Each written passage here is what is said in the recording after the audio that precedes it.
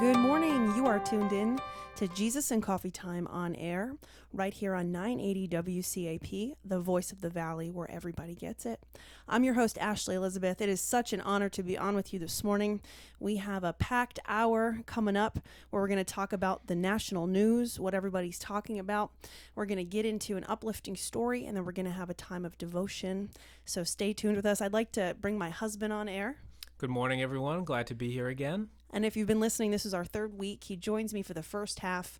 He's a lawyer. He likes to get into the facts, and that's what we want to give you with the national news. We want to take a look at what's going on from an unbiased perspective, and then also through a biblical lens, because it's important to apply the Word of God to what we hear and what we see in the national news and our local news and what's happening in the world. It's very important. For those of you who don't know, I do run a ministry called Ashley Elizabeth Ministries. God has been so faithful. We founded it back in 2018. So we are a registered 501c3 organization. We do also stream services on Facebook Live. You can check all of that out on ashleyelizabeth.com. All right, without further ado, I do want to give a quick recap about what's going on and what's been going on in Texas. As many people know, basically Valentine's weekend, it kind of started on February 13th and really is still going on today to some extent. There was a polar vortex. And what's a polar vortex? Well, it's a huge mass of freezing air that blew straight down from the Arctic, and it brought sub-zero temperatures for days and days. And Texas was really hit very hard. And so their weather was sub-freezing for basically about a week and only started to warm up really this past weekend. You know, pretty much the entire state was under a winter weather advisory, and Austin was hit pretty much the worst. So what happened? Well, their infrastructure wasn't set up to really handle this. And so we've seen about 35 people died that they know about now. And obviously we're getting these reports from different places, but it's about 35 people. At the peak of these freezing temperatures, about 4.5 million people had no power for days. And, you know, millions of people had no heat. They had no clean water. The water wasn't being processed. And as of now, there's still thousands of people without power. Actually, it's interesting, too. I have family that live in Sugar Land, Texas, and I was following up with them on Facebook, and they were sharing posts throughout. I mean, all of their pipes burst in their home. I mean, you could see like their fans had water coming down that was freezing. At one point, they finally had their water back, and their water coming through the tub. They had filled their tub with water, and it was brown because it's unprocessed. And so we're going to be talking about, what happened with Texas and why in more in depth. So I want to start now. I want to invite my husband. So Justin, what caused pretty much all of this disastrous stuff to happen? What are the mechanics behind it? Sure. So there's a lot to get through. There's certainly a lot of things that contributed to this issue. Sure. So what happened was, basically, in the summer, the Texas Electricity Commission, it's called the Electric Reliability Council of Texas, or ERCOT, makes a plan for the winter. And then during the winter, they make a plan for the summer. And they use historical precedents to determine how much power do we need to keep homes running, even with the most peak demand. So during the summer, they know that they get about 70,000 kilowatt hours of demand at the peak to run air conditioners. For the winter, this past winter, they had assumed something in the range of 62 to 63,000 peak kilowatt hours. Now that number is important because that demand has to be met by all the different power plants that make up the electricity system in Texas.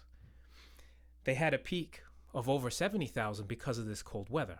Wow. Because it was so unprecedented. So already their peak is something like 7,000 more than they expected. At the same time, like you said, the temperatures got really, really, really cold for a really long period of time. So a lot of their power plants, different components, pipes and things froze. So they were generating less. So overall, when demand was more, 7,000 more than they expected, and this decrease in processing was something like 20 to 25,000 less than they thought they would get, overall they had something like 30 to 35,000 kilowatt hours of electricity missing from the system. And so you had people, millions of people without power for days on end. Which then would have caused the heat, because pretty much all of their heat is run off of electric. Correct. Yeah.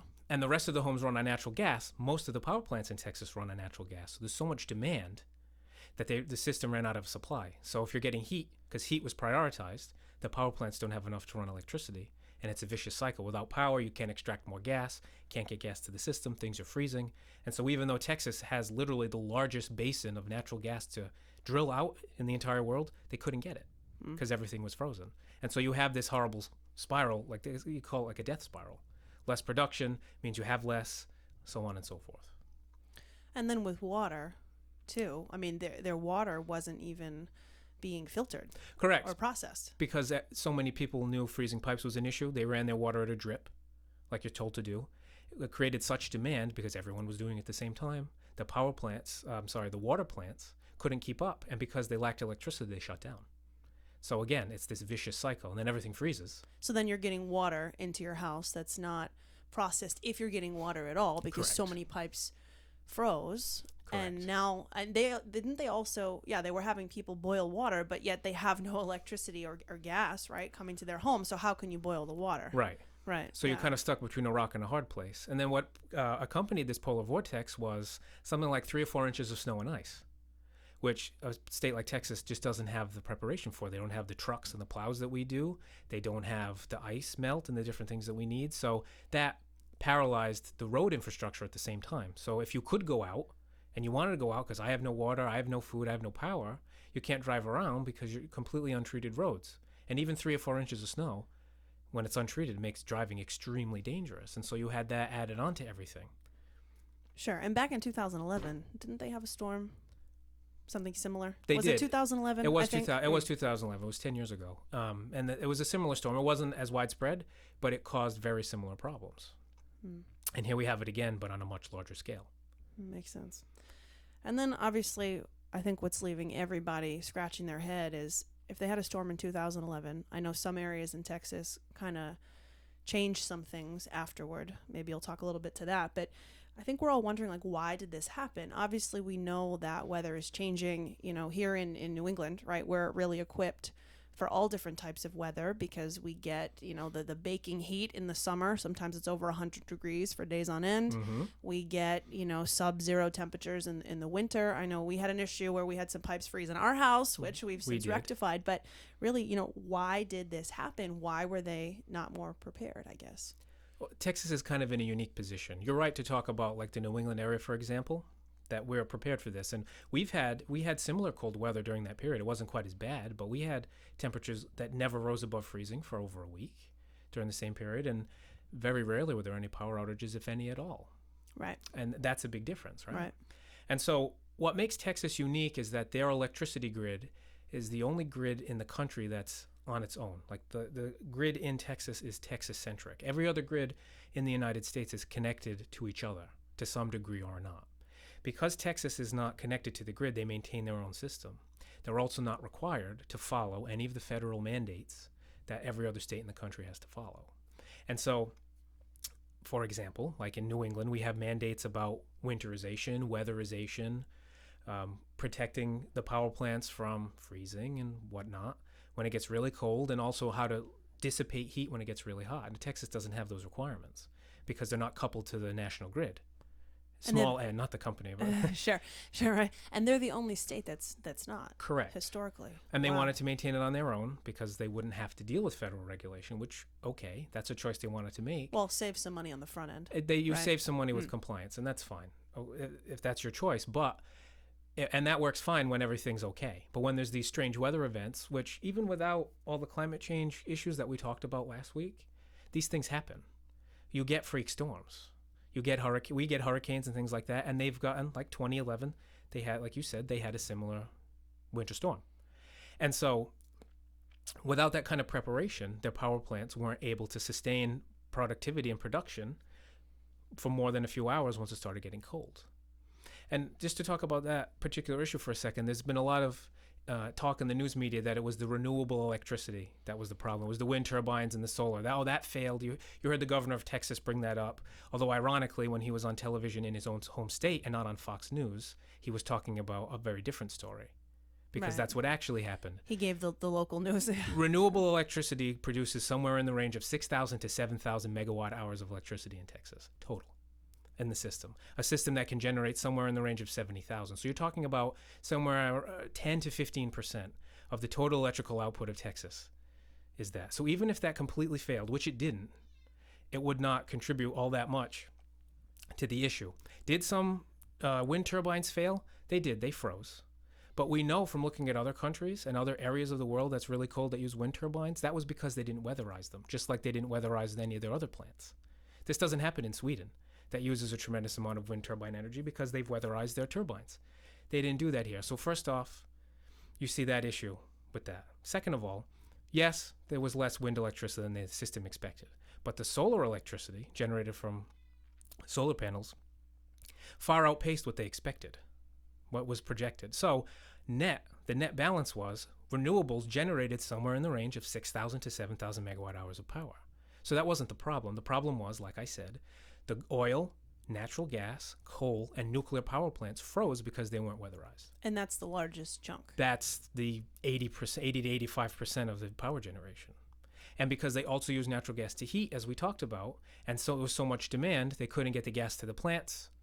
And even if the gas was coming to the plants, the pipes are frozen, and so they couldn't generate everything. And a frozen power plant, it's not like a frozen pipe where you can heat it up with a hairdryer and it warms up in half an hour. You're talking 3-4 days to find the problem, to fix the problem, and to get the whole shebang going again. And so that's why for over a week they didn't have power. And now they have mass cleanup. And Tremendous amount. I was even reading, I think there was some woman who has all these frozen pipes in her home and water damage now and all these issues, and calling around to different companies to come and at least assess the damage, similar to like what happened to us last year. We had a pipe freeze upstairs, and it was relatively easy to get a company to come out. They were ready. There wasn't a ton of demand. Obviously we had freezing weather, so they had higher demand, but there were enough companies that could make time for an appointment. Sure. Well, anyway, she called all these different companies. Nobody's getting back to her. One company calls her back. They want what was like $3,000 to come out to just assess the damage. Right, just as an assessment. And that's a sneaky issue here with this too, because Texas electricity system is so deregulated. There's no price controls. It's not like here when you get, I'm sure they do it in Massachusetts. I know they do it in Rhode Island. Before the winter months start, you get a notice from the electric company. This is, or the gas company, or both, honestly. This is what we're going to charge for peak demand during the winter. You can lock in your price now. It's going to be a little bit higher than what we might charge, but you won't be subject to price increases if that happens. And when the prices do increase in states like in New England, it can only increase so much. In Texas, there's no controls. And so there's reports in newspapers like throughout Texas that people are going to get, just for the 4, 5, 6, 7 days of this high demand, they're going to get bills for $2,000, $3,000, $4,000. There's a small municipality in Texas that I read about where for 4 days, the electric company charged them $250 million to generate power for the city as a whole, which was more than they paid for the last 2 years combined for electricity. Wow. And so that's just, and so you're talking literally millions of people will be subjected to this, and it's entirely legal because the system is deregulated. Wow. I mean, I remember going to Disney as a kid, and they'd charge like $7 for a water. Right? Oh, you want it was like $12 for an ice cream. Well, right. And if the water was cold, they probably charged more, but I'll never forget that. And I think they've since changed their policy where they'll give you water. If you're at Disney and it's hot and you want water, like everybody has access to it, because you can't do that. No, you can't. I'm sorry. We only take cash. And by the way, it's $10 for this thing that you need to survive. And, not to make light of what's going on, but I think that puts it in a context that we can all understand. You have to have some form of regulation and capping. I mean, it ends up protecting everybody. I agree. And yes, does it cut into profits on the front end by having to keep these systems up? It does. But these things happen. And I'll call back, like you said, to 2011, when they had a storm like this and they had similar issues. Obviously not as widespread, but it happened. Well, the city of El Paso, which has about 700,000 residents, chose to winterize their electrical grid. Because remember, again, the state is deregulated, and so it's kind of up to everybody to do their own thing. There isn't one central system. So El Paso, they passed a city ordinance, we're going to fix this. They had their own power company start charging city residents a fee. I know in Rhode Island we have some kind of electricity resiliency fee. Fees upon fees upon fees. We do. Now I'm not gonna complain. That's a different story. But anyway, and it generated a few $1 million that they used to weatherize the grid. Now, when this storm hit El Paso, 3,000 people lost power for 10 minutes. That was it. Wow. That was it. It's a big difference versus days and days and days. And you're talking a municipality of 700,000 people. So their system was weatherized. They paid to connect themselves to the next nearest grid. So they were also able to exchange power with New Mexico and Arizona and other states in that area, which the rest of Texas can't do because they're not connected. So that helped meet the peak demand that they had for a period of time. So couple that with the weatherization, they were okay. But moving forward, they can rely on that, and the rest of the state has to play catch up. I wonder if this is going to create, I mean, it's obviously it's a need for change. And I guess one could say, sadly, sometimes it takes something catastrophic to happen before we wake up, right? And we say, okay, things need to change. But it makes me wonder why. Like, why have they stayed off the grid? Why haven't they wanted to be connected? Well, honestly, it's a philosophical policy decision. The idea behind it was that the market, the quote-unquote supply and demand, we always learn about supply and demand. When supply is high and demand is low, it's cheap, and vice versa. When the demand is high, supply is low, things get more expensive. The idea behind that was, let's let those natural laws of supply and demand decide how the system will work. We don't want government telling us what to do. We don't want these regulations in place because they cut into our profits. We want to be able to do this. And yes, on the front end, when everything's working fine, it means you can deliver really low prices to your customers because there's no regulation, the costs are low, and there's a lot of competition because people want to get in on this because everything's so cheap. The companies don't have to spend a lot to function. But whenever there's a problem, on the flip side, costs skyrocket. And so these companies get to gouge, which we see with these $3,000 and $4,000 electric bills to people whose homes are destroyed. Which, how can you do that, right? Oh, $3,000 to come out and look at your house. I mean, I don't understand how these people sleep at night. It's legal. And is it wrong morally and ethically and biblically? In my opinion, yes. But it's legal. And that's an interesting distinction, not to get too far down the rabbit hole. What's right versus what's legal. Right. And that's an age-old question we've seen since the founding of the United States and even centuries before that. The right versus legal argument. And I feel like it's something we'll always have. But this whole situation kind of brings that into like really stark view. And so to get back to that, so prices are low and things are good. When there's a problem and things break down, everything skyrockets because you're not prepared, because you haven't put in any investment. So that's really what you're seeing. It's a philosophy. It's a choice. It's a policy decision. And they're living with the consequences of it. Kind of like you reap what you sow. Very true. Well, anything else to add to this? Hopefully they learn their lesson. We see some of these politicians in Texas saying they need investigations and they want this and that, and there's a push in the state legislature, which is really where these things need to happen, to at least require weatherization plans and for the local companies that make up their own decisions about how much power they need to generate to kind of take these larger issues into account. Because as we talked about last week, this isn't the only thing that's hit Texas. And recently, we know Houston, most of the city was flooded tremendously from those hurricanes. And we get these storms. They seem to get these storms now once or twice a year. And so they have to start thinking about this when they plan. They need worst case scenario thinking all the time. And on a national scale, I think the pandemic is going to drive the same thing. We had a toilet paper shortage, right? That was a very famous thing when the pandemic first started last year. True. We were lucky enough we had stockpiled because we tend to be stockpilers. CVS had a sale, and so you get those extra bucks. So we had rolls upon rolls in our basement. We were very blessed to have done that in January before all this started. Very true. But a lot of people didn't, because the system, logistically in the United States, the system's set up basically the same way. It's all on demand, which is fine. It's very efficient. It's very quick.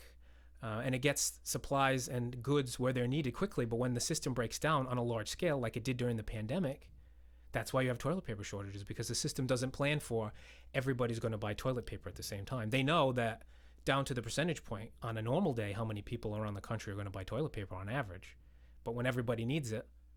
Well, need is a very loose term, though, because I can even remember people going to, was it the dollar store, Dollar Tree or whatever, and they were buying like pallets of hand sanitizer because they wanted to take it and turn it around and sell it for an upcharge. Correct. Right. And so how many people also stored up way too much toilet paper? They'll have toilet paper till, 2030 because, well, I need all this.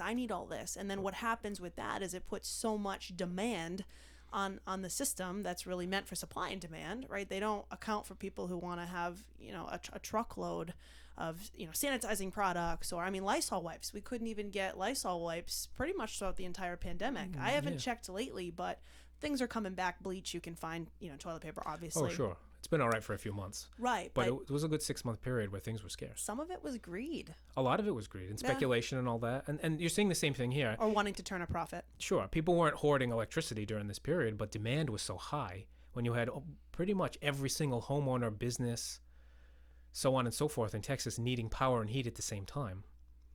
They were in trouble. True. It's true. And you got to wonder if anyone was lining their pockets. Oh, I'm sure. These power companies, I read about it.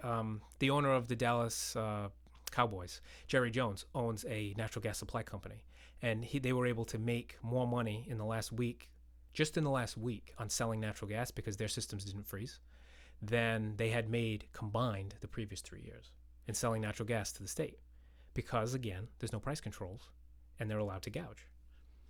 Yeah. See, that in itself is a problem. And listen, I'm all for people making money. Obviously, we know socialism does not work, right? People need to be able to run companies and make a profit. But when the profit then is like cutting into people's well-being, or, well, if you can't spend $10,000 for this bill, we're going to like cut your power off. Someone actually got a $10,000 bill. I was reading about that too. Literally, because they were calling for, so much demand, and I guess these people have like a decent sized house where they live. They got a $10,000 bill. Sure. Like they're literally trying to put it on credit cards to be able to back pay, and credit card companies, I guess, are allowing some people to pay over time. But still, I mean, that's massive. How do you keep up with that? That shouldn't be allowed. It's like the difference between, well, we made $2 billion in profits versus $4 billion in profits. Well, anything with that many zeros is a good amount of money for profits. But I think when the profits come at the expense of your people and the greater good of all, I think that's when we have a problem. Agreed. It's greed. Seeing that at its purest form, to me, it's the flesh that Paul talks about so often in the New Testament. You're seeing this is literally, in one way to look at it, is the flesh in action.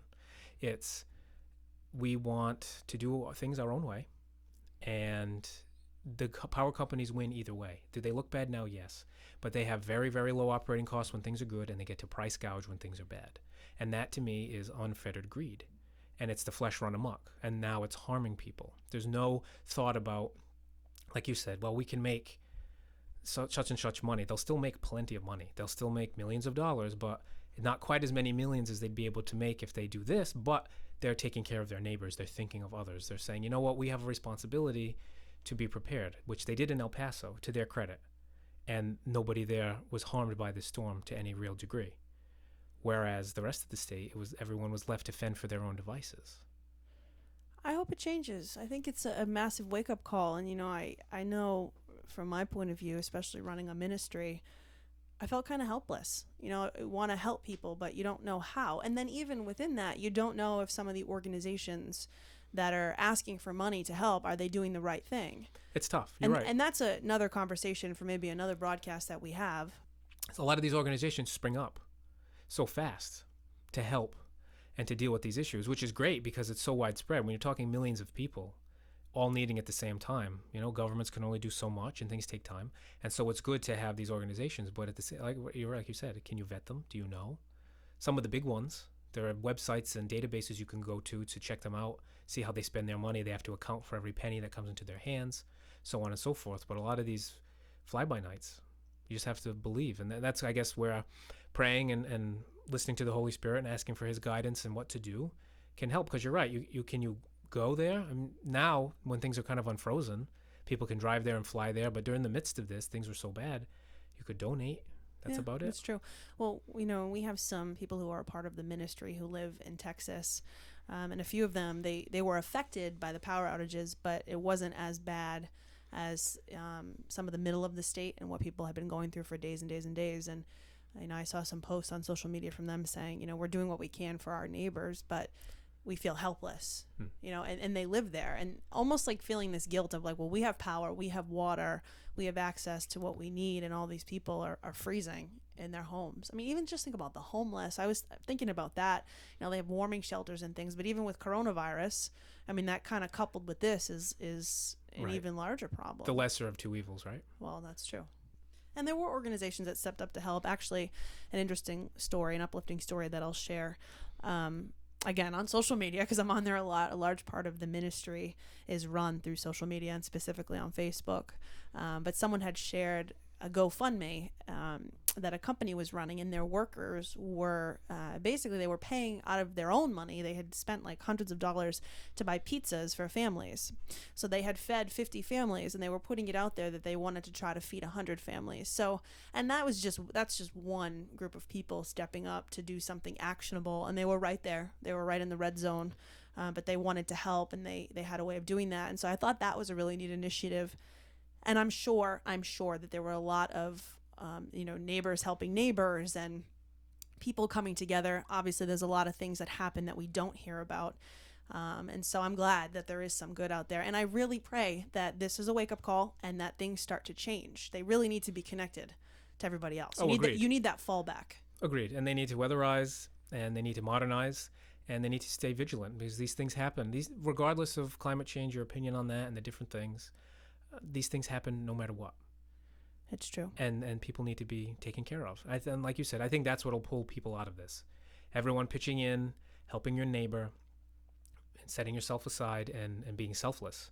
From the most local level, just helping somebody next door, all the way up to the governor and the federal government, stepping up with resources and funds and doing what they need to do until the problem is rectified. And one last thing, just very quickly, to think about that, like the long tail issues with this, is that so many homes had frozen pipes, like literally millions of homes, that when they unfreeze, obviously the water's running. If they don't turn their water off, you have water damage. Within a couple of days, you're going to have mold. And so this is an issue they had in Houston. So many homes were so wet for so long, they all had to be torn down. So that, to me, is another issue going forward in the months and years ahead, that so many homes need to be knocked down and rebuilt, that you're talking about years and years and years and years of additional work. That's true. So there's going to be a need there far beyond once the immediate stuff gets fixed. So we'll stay tuned on what's going on in Texas. But again, it's getting better. Thank God. And they're out of the worst of it, and the temps are back to somewhat normal. And so we just pray that, they're out of the deep end here. Agreed. All right. Well, thank you very much to my husband, Justin, for being on with us this morning. You are listening to Jesus and Coffee Time on air. I'm your host, Ashley Elizabeth, right here on 980 WCAP, the voice of the valley, where everybody gets it. We're going to have a short break, and then we're going to come back with an inspirational story and a time of devotion. Stay tuned.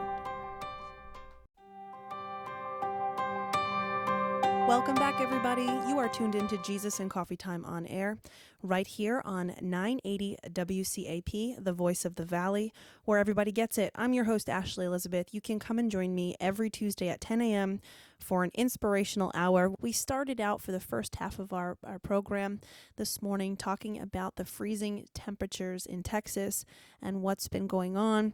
Before we get into our inspirational story, I do want to take a moment to play a song. So when we come back from the song, we're going to get into our uplifting story, and then we're going to have a time together in God's Word. So stay tuned.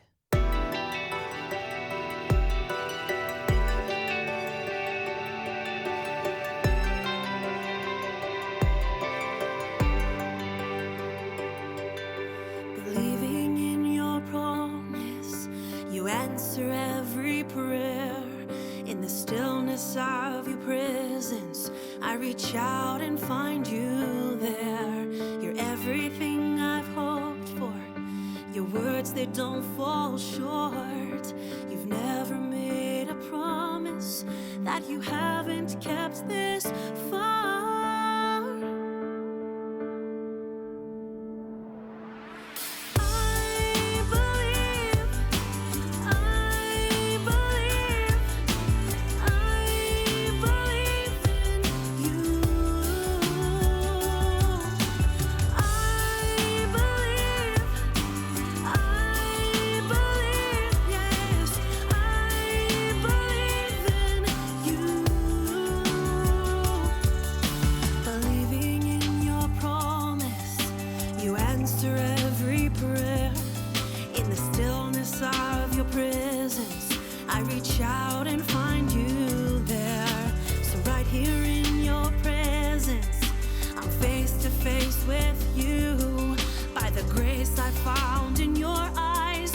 Restored and I'm made new.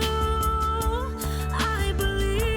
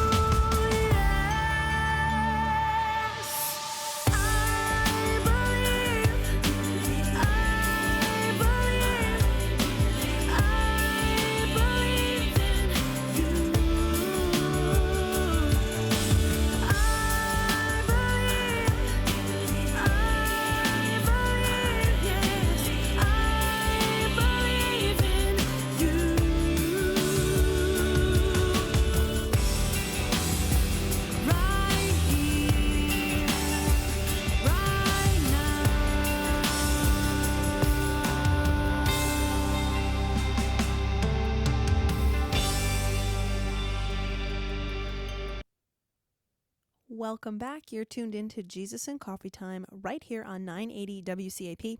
I'm your host, Ashley Elizabeth. Welcome to an inspirational hour here every Tuesday at 10 a.m. All right, so the inspirational story that we have for this week has to do with animals. So we talked about Texas and what's been going on with the deep freeze and how people were affected with power outages, water issues because the water wasn't being processed at the plants and all of that, right? But what we haven't talked about is animals, and a lot of animals have been affected by this because they're just not used to these temperatures. And so Sea Turtle Inc., they're a turtle and rehab community center in South Padre Island in the Gulf of Mexico. They've basically saved about 5,000 turtles, and this is the data as of Friday, February 19th. So what happened? These turtles are typically migratory, and they live near South Padre year-round, which is unlike other sea turtles. Usually they migrate, but these stay. And so the turtles fell comatose because they found themselves in water that was less than 50 degrees, and because they're cold-blooded, they can't sustain. So they fall into comas, they drown, they can't feed themselves, and that's a large turtle population. So Sea Turtle Inc. and volunteers band together, law enforcement, local businesses, they all pitched in to help gather and transport turtles. I saw one woman post that her mom volunteers for Sea Turtle Inc., and she had this picture of her mom's Subaru, and there were probably about 15 turtles in the back seat of this Subaru, and they're not moving because they're comatose. And so what they're doing with these turtles, basically a community center gave its auditorium space, and they didn't have power, they didn't have heat. So SpaceX, who's a commercial space rocket company, actually donated a generator to help warm the turtles so that they wouldn't die. And so the turtles are being rehabilitated, they're warming up, and then once the water temperatures are back to normal, they're going to be released. So I just think that that's a beautiful story. And, animals and nature and this world, we do have a responsibility to it as well. So kudos to Sea Turtle Inc. and all those who are involved in this rescue mission for these turtles. 5,000 turtles, that's a lot of turtles. So pretty neat. All right, well, we're going to be talking about character today. Can take an entire lifetime or even decades of time or years, however you want to look at it, to build character. But in a moment, it can be all brought down, right? Something can happen. And we know that stress and circumstances and situations, when there's pressure, begins to expose what's underneath. And so character is really shown when things are difficult or when we're faced with things. Right? You could have a hot cup of soup, and if you're walking with it, right, it's kind of like sloshing around on the inside, but if you bump into something or you stumble, what's inside the cup begins to spill over. And so that can be like character when we are facing different situations. I want to read to you a couple of scriptures. I want to start in Proverbs 10, verse 9. The word says, "He who walks with integrity walks securely, but he who perverts his ways will become known." Things always come to the surface. As people, we can try to hide things underneath, right? Or we can cover it up. We can try to put on a mask or a facade, make things look a certain way. But what's underneath will eventually get exposed. And we know that God knows the heart. He knows what's on the inside. In fact, in 1 Samuel 16, verse 7, the word says, "But the Lord said to Samuel, do not look at his appearance or at his physical stature, because I have refused him. For the Lord does not see as man sees. For man looks at the outward appearance, but the Lord looks at the heart." Right? We can only see so much of someone's character through their actions, through their words, through what we see. But God knows what's underneath. If there's anything lying under the surface, that's been covered up, right? And in 1 Samuel, what's going on in this story? Well, we know that God was going to appoint the next king of Israel to replace Saul. Saul needed to go. He was not obeying the Lord any longer, and so it was time for a new king. And so the Lord sent Samuel, who was a prophet, to Bethlehem, to the house of Jesse. And we know that Jesse had 7 or 8 sons, and the youngest of those sons was David. And so in the midst of Jesse bringing out his sons one by one, he brought out the bronze, right? These were all of the sons that he had who on the outside looked like they had all of the qualifications to become the next king, right? Their statue, they were large in size, right? It was the best of the best. So he brought them out one by one. And that's where the Lord said to Samuel in 1 Samuel 16:7, do not look at his appearance or at his physical stature, because I have refused him. So God was saying, it's not this son, it's not this son, it's not this son. And they go through this process. The Lord knew David because of his heart. And we also can read scripture that tells us that David was a man after God's own heart. That was in the scripture. And so what ends up happening is after all of the sons are brought, before the prophet Samuel, Jesse, I'm sure, was a little bit confused. I've showed you every son in my house who would be qualified.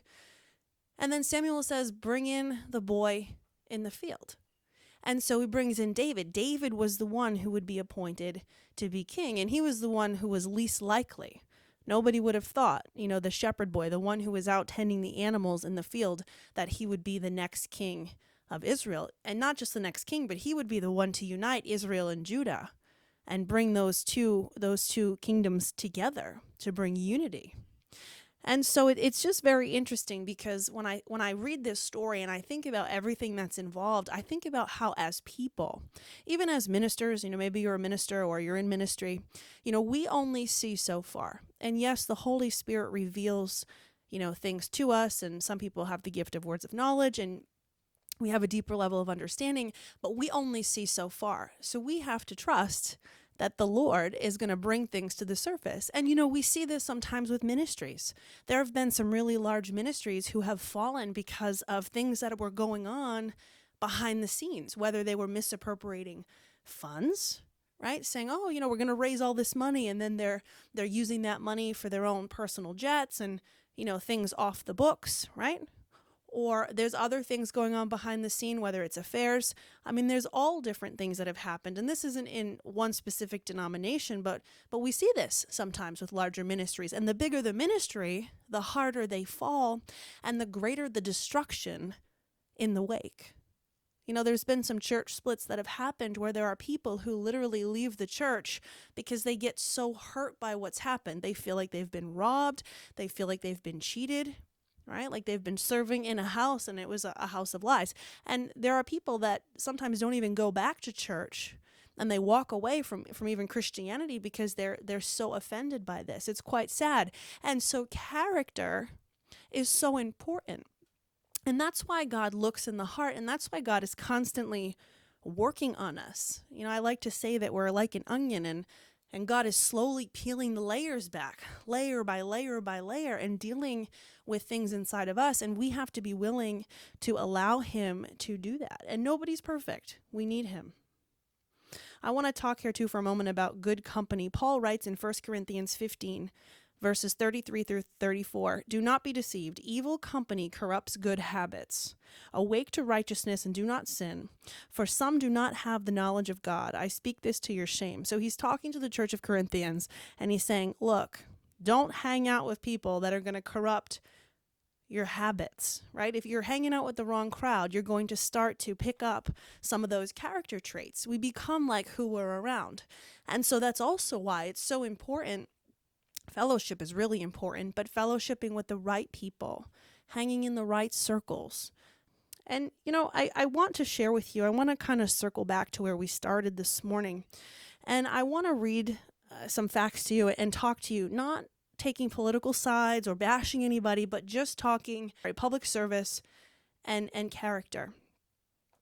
So Ted Cruz, who was one of the 2 U.S. senators from Texas, in the midst of this crisis that they had going on with this sub-zero temperatures and everything freezing, he decides that he's going to take off with his family and their friends, and they're going to go to Cancun, Mexico. So he left on a Wednesday. Now, initially, he said it was a pre-planned trip. He was just going to escort his children and their friends to Mexico to make sure that they were safe on their trip, and he was going to come back within 24 hours. So he was going to come back on Thursday. So then things start to come out, right? Because it always eventually comes out one way or another. A few things came out. The first thing, someone at the airline basically outed his initial itinerary, which showed that he was not scheduled to come back until Sunday. So he was planning on staying with them. So it tells us what? That he lied, it wasn't pre-planned, and it wasn't supposed to be just a 24-hour trip. Himself and his family were going there to get out of the cold and to avoid what was happening in their area in Texas. It ended up being also shown and supported by photographic evidence from someone who actually leaked the text messages. So there were text messages going around where, Ted Cruz, Senator Cruz, with a group of people, it was family and friends of the family, and, it showed that it was a last-minute plan to get away from the weather and the storm. And so, basically, at first he lied about everything, and then once he was confronted with the evidence, then says, yes, that's the truth. And now he's been doing things to help with relief efforts. Now, on the other side of the story here, we see, in the midst of everything that's going on, so this would have been last week, we see Senator Cruz's most vocal opponent in Congress. She's a Democratic representative from New York, Alexandria Ocasio-Cortez, and we know that the two of them, Senator Cruz and Cortez, go back and forth, and there's a lot of, Senator Cruz and his party kind of push back on her a lot, and there's just a lot out there between the two of them. So what did she do in the midst of all this? Mind you, she's from New York, so this isn't even her backyard or her people, right? This is just something that's going on. She wanted to help. She ended up raising $3.5 million in 2 days and then flew to Texas to help distribute the money to the people who were in need. And so when we think about service and we think about serving, right, even people who are in, positions of authority or in positions of power, or they're over a ministry, or, whether they run the country, whatever it is that they do, they're head of a church, there's a responsibility there to people. And so we see on one side of this, Senator Cruz, whose responsibility is to serve his people, is really wanting to serve himself and to take off, and is lying about it because he got kind of caught red-handed. And then when he's faced with the evidence, tells the truth. And then on the very opposite side of this, you see Alexandria Ocasio-Cortez from New York, who says, I'm going to get my hands dirty, I'm going to get involved, and raises all of this money, $3.5 million, in 2 days to help. And so, I'm just going to put it out there. I mean, whose character is showing through here? Really both, right? And I'm not speculating. These are facts. You can read about this for yourself. And again, no political agenda here, but just talking about character and how important it is. And when people get squeezed, the true nature of a person comes out. And we know that in Christ we become new creations and we change. Well, at least we should be changing. When we accept Jesus into our heart, and so therefore we begin to change. And that is so important. And I'm so thankful even for myself in my own life for where I am today. And I know I'm a work in progress. God takes us from glory to glory to glory. All right, friends. Well, our time together is coming to an end this morning, and I do want to end with a song from the original Praise and Worship album I released about 2 months ago.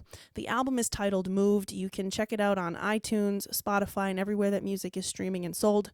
You can also go to ashleyelizabeth.com and click on the music tab to listen to samples of the songs and to purchase the album. All of the funds go to the ministry. Stay tuned for Conversations with God after we play this song with your host, Darlene. You don't want to miss it. All right, friends, God bless. I'll see you back here next Tuesday.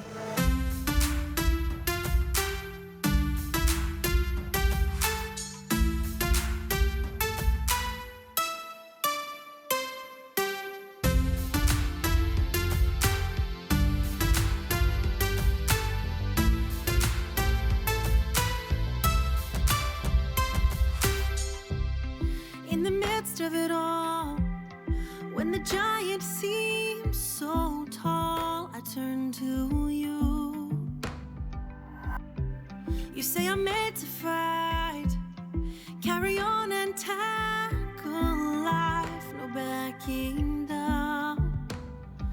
And I will not fear. I know you are near.